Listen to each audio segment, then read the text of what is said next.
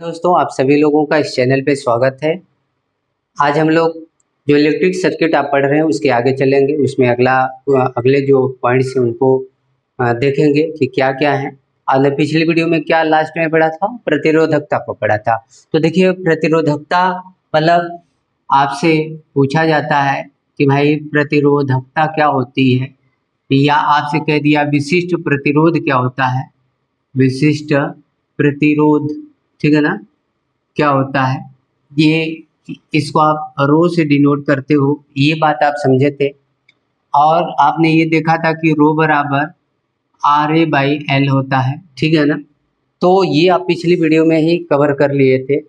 यहाँ से आपको समझ में आ जाएगा कि प्रतिरोधकता क्या होती है। ये हर तार के अंदर या वो चालक सबके अंदर ये होती है, जो मीन्स क्या करता है कि विद्युत धारा की गति को अवरोधित करता है, ठीक है ना। बात समझ में आ रहा है। विद्युत धारा की जो गति होती है उसको अवरोधित करता है, जैसे प्रतिरोध भी तो अवरोधित करता है। तो वही चीज है, ये अवरोध पर पैदा करने वाले होते हैं। कहने का अर्थ है, जैसे मान लीजिए आप नाली में पानी बहते हुए जा रहा है, ठीक है ना, या किसी पाइप में, तो पाइप का तो खैर आप कुछ डाल नहीं सकते हो, लेकिन अगर नाली में आप पानी बहा रहे हो और उसमें खरपतवार डाल देते हो तो उसके बहाव में प्रतिरोध उत्पन्न हो जाता है, रुकावट पैदा हो जाती है। तो ये जो प्रतिरोधकता होता है यही काम करता है, ठीक है ना। कि जी प्रतिरोधकता मीन्स क्या हो गया कि यह जो तार में विद्युत धारा बह रही है उसी को अवरोधित करते हैं, रोकने का काम करते हैं। इसका मात्रक भी आपने पढ़ लिया था पिछली वीडियो में, ठीक ना, कि क्या होता है और मतलब ये किस पर निर्भर करता है। तो आप निर्भरता अगर पूछी जाए कि जो विशिष्ट प्रतिरोध होता है किस पर निर्भर करता है, तो आप देखेंगे एक तो प्रतिरोध पर निर्भर करेगा कि उस तार का प्रतिरोध क्या है, उस पर निर्भर करेगा। उसके बाद उसका जो क्रॉस सेक्शन एरिया होता है तार का, उस पर निर्भर करेगा। उसके बाद तार की जो लंबाई होती है उस पर निर्भर करेगा। मीन्स कहने का मतलब, अगर प्रतिरोध अधिक होगा तो प्रतिरोधकता भी अधिक होगी, प्रतिरोध कम होगा तो प्रतिरोधकता भी कम होगी। पहली बात होगी। दूसरी कि अगर उसका क्रॉस सेक्शन एरिया, मतलब ये तार, मान लीजिए ये तार आप देख रहे हैं, तो इसका ये क्रॉस सेक्शन एरिया होता है, ये लेंथ हो गया। बात समझ रहे हैं ना, ये लेंथ को हो गया और एक क्रॉस सेक्शन एरिया। अगर एक क्रॉस सेक्शन एरिया ज़्यादा है तो प्रतिरोधकता भी ज़्यादा होगी, और अगर क्रॉस सेक्शन एरिया कम है तो प्रतिरोधकता भी कम होगी। बात समझ में आ गया। और तीसरी पॉइंट आप यहाँ से देखेंगे कि तार की लंबाई, तार की लंबाई यदि अधिक है तो प्रतिरोधकता कम होगी, और तार की लंबाई अगर कम है तो प्रतिरोधकता अधिक होगी। ये इन्वर्स प्रोपोर्शनल होते हैं, वो डायरेक्ट प्रोपोर्शनल होते हैं, यानी ये अनुपाती और समानुपाती होते हैं, ये भी क्रमानुपाती होता है। तो ये चीज आप समझ गए हैं। मात्रक क्या होता है तो आप यहीं से निकालेंगे तो ओम मीटर इसका मात्रक आ जाता है। तो ये बात आप समझ चुके हैं, पिछली वीडियो में भी आपने प्रतिरोधकता के बारे में पढ़ा था, ठीक है ना। अब हम चलते हैं चालकता के बारे में, समझ लेते कि चालकता क्या होती है। तो देखिए, चालकता इसी का उल्टा होता है, ठीक है ना। प्रतिरोध का उल्टा होता है चालकता। कंडक्टिविटी मतलब जो कंडक्ट करे, मतलब क्या होगा कि अगर किसी भी जो कंडक्टर है, जो चालक है, तो चालक के अंदर धारा प्रवाह जो होता है उसी को आप चालकता कहते हैं, ठीक है ना। मतलब जो प्रवाह कराते हैं, जो प्रवाह में मदद करते हैं। बात समझ में आ गया। तो जो धारा प्रवाहित हो रही होती है किसी चालक में, वही चालकता है, ठीक है ना। और ये चालकता को आप जी से डिनोट करते हो, और जी जो होता है 1/R होता है, मतलब प्रतिरोध का उल्टा होता है। बात समझे कि नहीं, समझने का प्रयास करिएगा। जैसे कहने का अर्थ हुआ कि यदि नाली में पानी जा रहा है, उसमें कुछ भी नहीं है, तो वो चालकता है, ठीक है ना। अगर खरपतवार आप डालते जा रहे हो तो वो प्रतिरोध हो गया। तो प्रतिरोध जितना बढ़ेगा चालकता उतना घटेगी। बात समझ में? अरे भाई, नाली में आप जो खरपतवार डालते रहोगे तो पानी का बहाव धीरे धीरे कम हो जाएगा। अब वो क्या होगा, इधर उधर बहेगा या जाके नाली को ब्लॉक कर देगा, पानी जाएगा ही नहीं। बात समझ में आ रहा है ना। तो वो जो खरपतवार है उसे आप प्रतिरोध समझ लीजिए, और ये जो मतलब कि पानी बह रहा है इसको चालकता समझ लीजिए। बात क्लियर हो गया। तो वही खरपतवार कम होंगे तो बहाव मतलब सही से होगा, ज्यादा होगा, और अगर खरपतवार अधिक होंगे तो बहाव कम होगा। बात क्लियर हो गया। तो वही है चालकता।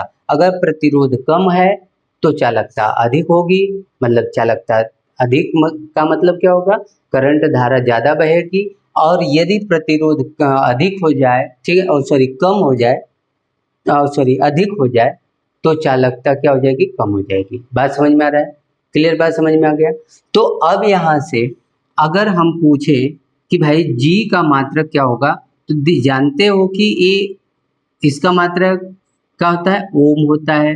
तो इसी को आप क्या कह सकते हो, ओम इनवर्स, ठीक है ना। क्या लिख सकते हो आप, ओम इनवर्स, ठीक है ना। और इसी को आप महो भी कहते हो, क्या कहते हो, महो। बात समझ में आ रहा है। महो के अलावा आप इसे कह सकते हो सीमन, सीमन। बात समझ में आ रहा है, क्लियर है ना। या तो देखिए इसको ओम इनवर्स कह दो, या महो। ओम इनवर्स का उल्टा हो जाता है, ओ एच एम, ये ओम होता है तो ये महो, ऐसे लिखा जाता है, मतलब ये उल्टा हो जाता है। बात समझ पा रहे हैं आप लोग। तो अगर चालकता का मात्रक आपसे पूछे तो आप ओम इनवर्स बोल सकते हो, या ऐसे लिख कर बता सकते हो, या महो कह सकते हो, या सीमन कह सकते हो। ये बात क्लियर हो गई चालकता का, चालकता आप समझ गए हैं, ठीक है ना। अब आता है विशिष्ट चालकता। तो अब है विशिष्ट, विशिष्ट विशिष्ट चालकता, विशिष्ट चालकता, विशिष्ट चालकता। अब देखिए विशिष्ट चालकता क्या होती है। तो जिस तरह से चालकता प्रतिरोध का इनवर्स थी, व्युत्क्रमानुपाती थी, उसी तरह से ये जो विशिष्ट चालकता होता है, इसको आप सिग्मा से डिनोट करते हो, सिग्मा से दिखाते हैं। ये रो का इनवर्स होता है, कि रो का व्युत्क्रमानुपाती होता है। मीन्स कि यहाँ पर रो यानी कि विशिष्ट प्रतिरोधकता अगर बढ़ती है तो विशिष्ट चालकता घटेगी, और विशिष्ट प्रतिरोधकता अगर घटती है तो विशिष्ट चालकता बढ़ेगी। ये बात आप ध्यान में रखिएगा, ठीक है ना। और देखिए क्या हुआ कि इसका मात्रक की बात अगर आती है कि इसका मात्रक क्या होगा, तो आप देखो रो का मात्रक ओम मीटर होता है। तो आप इसको क्या कह सकते हो कि ओम इनवर्स, या ओम इनवर्स मीटर इनवर्स, यही कहोगे।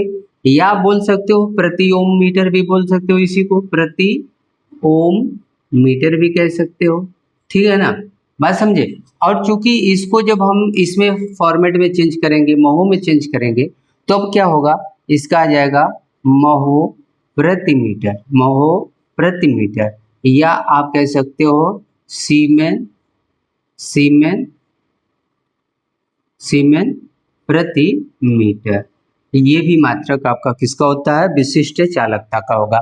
तो इतनी बात आपको समझ में आ गई होगी, ठीक है ना, कि आपका जो विशिष्ट प्रतिरोध चालकता और विशिष्ट चालकता क्या होते हैं, और इसके मात्रक क्या होते हैं, और चालकता और प्रतिरोधकता ये होती क्या है, और ये धारा में क्या कैसे मतलब इनको देखा जाता है। बात समझ में आ गया। ये 3 पॉइंट आपको क्लियर हो जाने चाहिए, ठीक है ना, कि भाई प्रतिरोधकता धारा को रोकेगी, चालकता उसको बढ़ाती है, मतलब जो धारा बह रही होती है वही तो चालकता है। बात समझ में आ गया।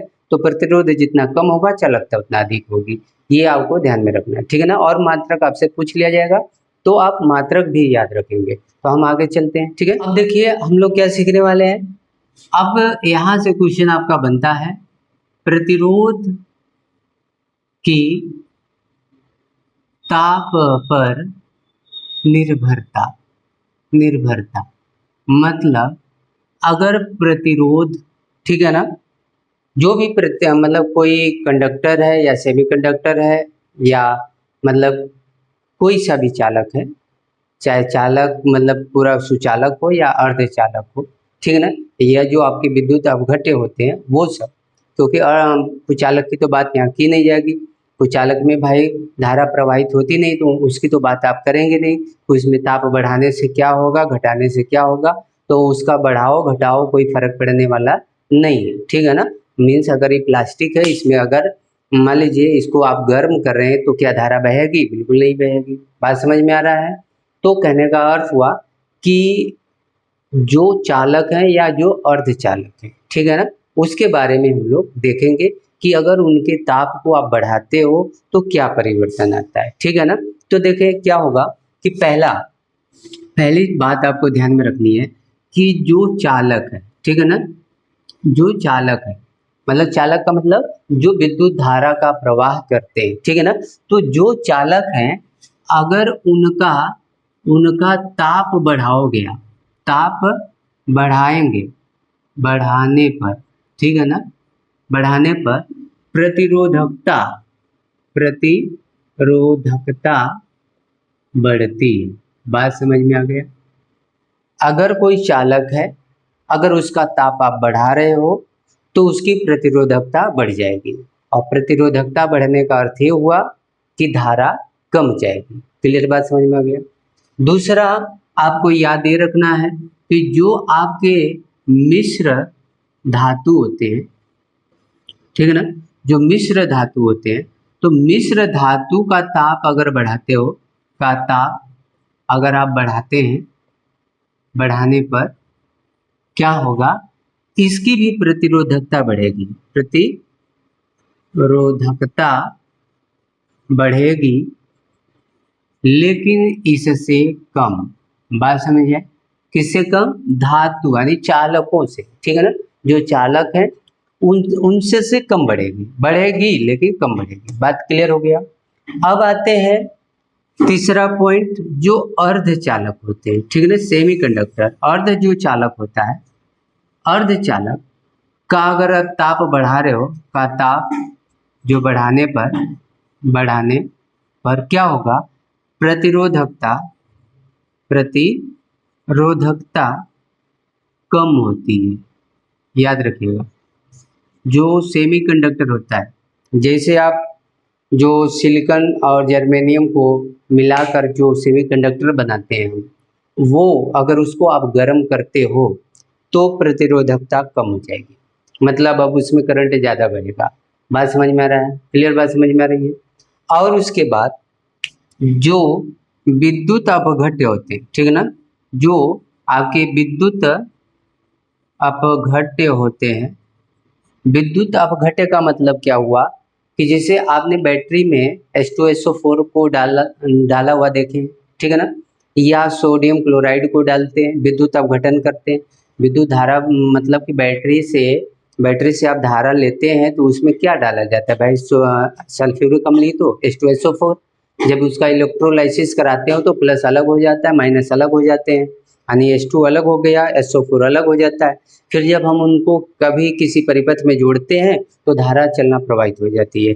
बात समझ में आ रहा है? तो वो जो विद्युत अपघट्य हैं, यानी H2SO4 और सोडियम क्लोराइड, अमोनियम क्लोराइड, ठीक है ना, नौसादर जिसे कहा जाता है, तो इनको अगर आप गर्म करते हैं तब क्या होगा, तो अगर अपघट्य का अगर आप ताप बढ़ाते हो, क्या बढ़ाते हो? ताप बढ़ाते हैं तो क्या होगा? प्रतिरोधकता कम हो जाती है। बात समझ में आता है? कम हो जाती है। क्यों कम हो जाती है? कारण है कि देखिए भाई, जो द्रव्य है, चाहे गैस है, जो द्रव है या जो गैस है, इसमें क्या होता है कि अलग अलग लेयर होती है, उन लेयरों के बीच एक जो होता है कि आकर्षण बल लगता है। तो दो लेयरों के बीच जो आकर्षण बल लगने वाला जो आकर्षण बल होता है उसी को आप सैन बल कहते हो, और वही सैन बल कम हो जाता है। जब वो कम हो जाता है तो प्रतिरोधकता भी क्या हो जाती है? कम हो जाती है, क्योंकि वो पकड़ नहीं रह जाती, अब वो फ्री हो जाते हैं। फ्री होने का मतलब वो अब भागना स्टार्ट कर देते हैं। बात समझ में आ रहा है ना? क्लियर समझ में आ रहा है? तो ये 4 पॉइंट आप याद रखिएगा। यहाँ से क्वेश्चन बन सकते हैं आपके कि चालकता का ताप अगर बढ़ाते हो तो प्रतिरोधकता बढ़ती है, मिश्र धातु का अगर ताप बढ़ाते हो तो भी प्रतिरोधकता बढ़ती है लेकिन चालक से कम बढ़ती है, और अर्धचालक जो होते हैं उनका अगर आप ताप बढ़ाते हो तो प्रतिरोधकता कम हो जाती है, और विद्युत अपघट्य का भी ताप बढ़ाते हैं तो प्रतिरोधकता कम हो जाती है। तो इतनी बात आप समझ में आ गया होगा। प्रतिरोध क्या होता है, प्रतिरोधकता क्या होती है, चालक क्या होता है, चालकता क्या होती है, ठीक है ना, और विशिष्ट चालकता क्या होता है, ये बात आपने समझ लिया, ठीक है ना। अब उसके बाद आपने उसके ताप का मतलब प्रभाव को भी देख लिया कि अगर हम किसी चालक का ताप बढ़ाते हैं तो उसके प्रतिरोधकता पर क्या असर पड़ता है, ये हमने देख लिया। अब हम जो है कि जो प्रतिरोध है इसके समायोजन के बारे में देखेंगे। ठीक है, तो चलते हैं। तो देखिए दोस्तों, अब जो है हम प्रतिरोध का समायोजन, प्रतिरोध का समायोजन का अर्थ क्या हुआ कि हम प्रतिरोधों को अब जोड़ना सीखेंगे कि हम प्रतिरोधों को कैसे जोड़ेंगे। तो ये देखिए, दो तरीके से इनका समायोजन होता है। एक तो होता है श्रेणी क्रम, श्रेणी क्रम में होता है, मतलब आप सीरीज बोलते हो, और एक होता है समांतर क्रम। ठीक है ना, समांतर क्रम यानी समांतर क्रम यानी कि पैरेलल। दो तरह की होती हैं समायोजन आप करते हैं, एक सीरीज में जोड़ते हो, एक पैरेलल जोड़ते हो। सीरीज का मतलब क्या हुआ कि मान लीजिए एक प्रतिरोध ऐसे हो गया, उसी से हम दूसरा प्रतिरोध जोड़ दिए, उसी से हम तीसरा प्रतिरोध जोड़ दिए, ये श्रेणी क्रम हो गया। इनका एक बिंदु यहाँ है, लास्ट बिंदु यहाँ होगा।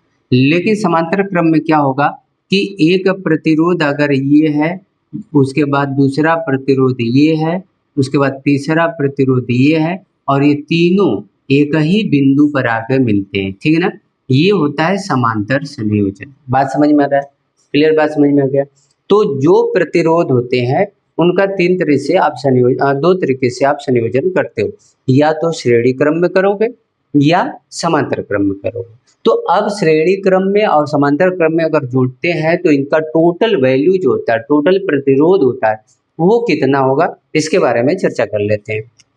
तो देखो यहाँ पर अब इसका चूंकि पूरा मैं एक्सप्लेन नहीं करूँगा, क्योंकि आप हाई स्कूल तो पढ़ नहीं रहे इंटर की, आपको आता है कि डेरिवेट करिए कि भाई इनका जो R होता है R1 + R2 + R3 के बराबर आता है, वो कैसे आता है।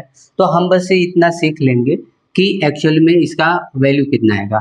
तो पहला चीज आपको ध्यान देखना है श्रेणी क्रम में, कि श्रेणी क्रम में जो I होता है ना, वो सब जगह समान होता है। जो इसमें, चलो मैं परिपथ बना देता हूँ, इसका एक वोल्ट बैटरी जोड़ देते हैं। ठीक है ना, आप चाहो तो यहाँ एक अमीटर लगा दो, अमीटर लगा दो जो धारा को दिखाएगी। ठीक है ना, धारा को दिखाएगी। और यहाँ पर आप चाहो तो वोल्ट मीटर लगा सकते हो, ऊपर लगा लो, जगह नहीं है तो, क्योंकि भाई वोल्ट मीटर विभवांतर बताएगा कि इन जो आप जोड़ रहे हो इसका पोटेंशियल डिफरेंस है कितना। बात समझ में आ गया? तो देखो, एक दो चीजें आप यहाँ ध्यान देने वाले हैं। पहला चीज क्या कि अमीटर हमेशा कहाँ जोड़ा जाता है? श्रेणी क्रम में। अगर सवाल पूछा जाए कि अगर किसी परिपथ में अमीटर को आप किस क्रम में जोड़ते हैं, तो आपका जो आंसर होना चाहिए वो श्रेणी क्रम में होना चाहिए। ठीक है ना।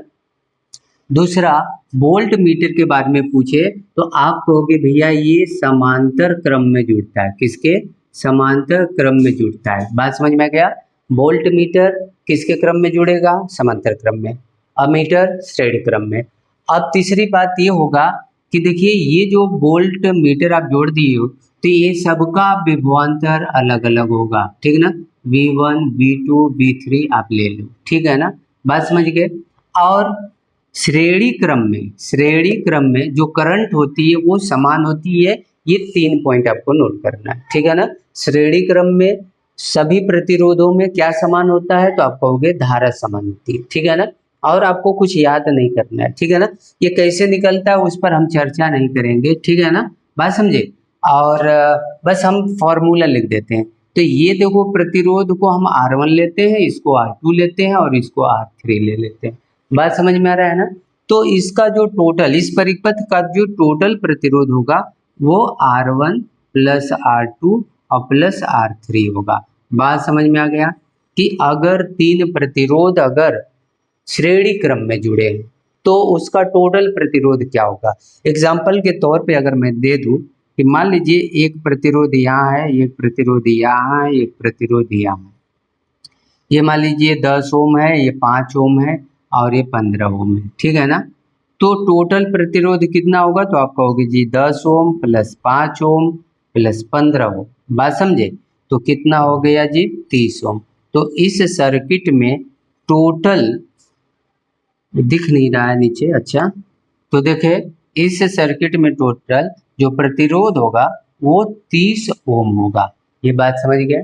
कि ये जो श्रेणी क्रम में जो प्रतिरोध अगर जोड़ते हुआ, यानी श्रेणी क्रम में जो प्रतिरोध अगर जुटेंगे तो उनका जो टोटल रेजिस्टेंस होगा, जो टोटल प्रतिरोध होगा, वो इनके योग के बराबर होगा। ये बात क्लियर हो गया, कोई डाउट नहीं रहना चाहिए, ठीक है ना। अब हम इसका समांतर क्रम देख लेते हैं। तो समांतर क्रम में क्या होगा कि समांतर क्रम में देखिए क्या समान होता है, वोल्ट समान होता है, याद रखिएगा। क्यों? क्योंकि यहाँ पर वोल्ट मीटर आप जोड़ रहे हो तो ये समांतर में ही जुटेगा। सर्किट तो अलग की बात है, सर्किट आप बनाओगे तो इधर बना लो, बटन लगा दो, ये बैटरी लगा दो, ठीक है ना। और उसके बाद यहाँ चाहो तो अमीटर लगा दो करंट को देखने के लिए। बात समझे, क्लियर समझ में आ रहा है। तो वोल्ट मीटर हमेशा समांतर क्रम में जुड़ता है, अमीटर हमेशा श्रेणी क्रम में जुड़ता है। ये हटा दिए थे, याद रखना, श्रेणी क्रम, है ना, बात समझे। और जब प्रतिरोधों को समांतर क्रम में आप जोड़ते हो तो उनमें क्या समान होता है, तो कहोगे वोल्ट समान होता है, जो विभवांतर होता है वो समान होता है, सब जगह वी ही होगा, इसलिए उन सबको इकट्ठा लिख दिया। लेकिन इसमें करंट अलग अलग होगा, एक में I1 रखते हैं, I2 रखते हैं, I3 रखते हैं। सवाल यहाँ से बन सकता है कि अगर समांतर क्रम में अगर आप प्रतिरोधों को जोड़ते हो तो क्या सेम रहेगा, तो वोल्ट मीटर, क्या अलग अलग होंगे तो करंट। बात समझ में आ गया। अमीटर किस क्रम में, श्रेणी, वोल्ट मीटर किस क्रम में, तो समांतर। बात समझ में आ गया। अब यहाँ का प्रतिरोध, मान लीजिए ये जो प्रतिरोध है R1 है, ये R2 है और ये R3 है, तो इसका टोटल प्रतिरोध 1/R इक्वल 1+R1 1+R2 और 1+R3 हो जाएगा। ये टोटल प्रतिरोध होता है समांतर श्रेणी में जब आप प्रतिरोधों को जोड़ते हैं तब। बात समझ में आ रहा है। अब जैसे मान लीजिए हम एक सवाल लेते हैं तो इसको हटाते हैं तब सवाल लगा के आपको दिखाते हैं। ये बात समझ में आ गया होगा सबको, कोई दिक्कत तो नहीं होनी चाहिए, होगी, क्लियर है ना। ठीक है, तो आगे बढ़ते हैं। चलिए दोस्तों देखते हैं, मैं एक सर्किट बना दे रहा हूँ ताकि आपको समझ में भी आ जाए। एक मान लीजिए कि ये हमारा ये प्रतिरोध है, ये दूसरा प्रतिरोध है, ये तीसरा प्रतिरोध है, ठीक है ना। अब ये किसी सर्किट से जुड़े हुए हैं, ठीक है ना, ये बटन लगा देते हो आप, ठीक है ना।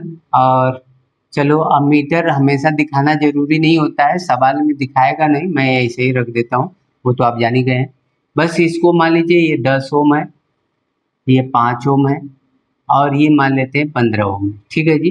तो अब कहा कि इस सर्किट में, ठीक है ना, कुल टोटल रेजिस्टेंस कितना होगा। बात समझे, कुल टोटल रेजिस्टेंस कितना होगा, या कह दिया कि 10 ओम 5 ओम 15 ओम के 3 प्रतिरोधों को अगर समांतर क्रम में जोड़ा जाता है तो कुल प्रतिरोध कितना होगा या परिणामी प्रतिरोध कितना होगा। बात समझ में आ रहा है, सवाल एक पूछेगा। तो आपको करना क्या है कि R equal 1/R equal 1/R1 plus 1/R2 और प्लस 1/R3 इस कर लेंगे। अब इसके बाद आप क्या करोगे कि अब ये 1/10 हो जाएगा, 1/5 और ये 15, यही ना। एलसीएम अगर आप निकालते हो तो 30 ही आएगा, ठीक है ना। तो 10 तिया 30, 5 6 30, 15 दूनी 30, यही करते हो। 6 3 9 2 11 हो गया, 11 बटे क्या आ गया, 30 आ गया। तो ये किसके बराबर आया है, 1/R इक्वल 11 बटे में 30 आया। तो हमें तो बताना है क्या, R। तो R जब करोगे तो ये 30/11 हो जाएगा और 11 से भाग करो, 11 दूनी 22, 8 30 हो गया और 11 सत्ते 77, ठीक है ना, 3 80 और 11 दूनी 22, लगभग इतना ओम होगा। इस सर्किट का जो टोटल जो प्रतिरोध होगा वो लगभग 2.72 ओम हो जाएगा। बात क्लियर है ना, कोई दिक्कत नहीं रहनी चाहिए। ओके, तो दोस्तों आज के लिए हम बस इतना सा रखते हैं, बाकी इसके पॉइंट को अगले वीडियो में हम लोग कवर करेंगे, ठीक है ना।